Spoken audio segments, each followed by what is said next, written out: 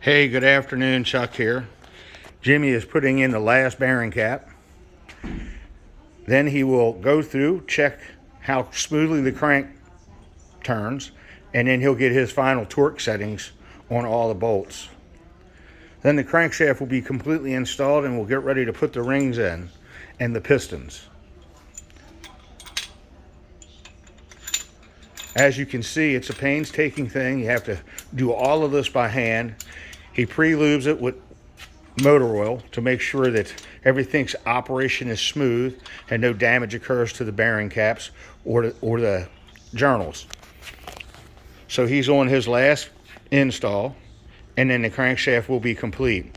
So if you need your LS engine or any engine built, bring it to PALS. As you can see, we'll give it TLC and make sure the assembly goes smooth. So you have many, many days of driving your car and being able to enjoy it. Hope to see you soon at PALS.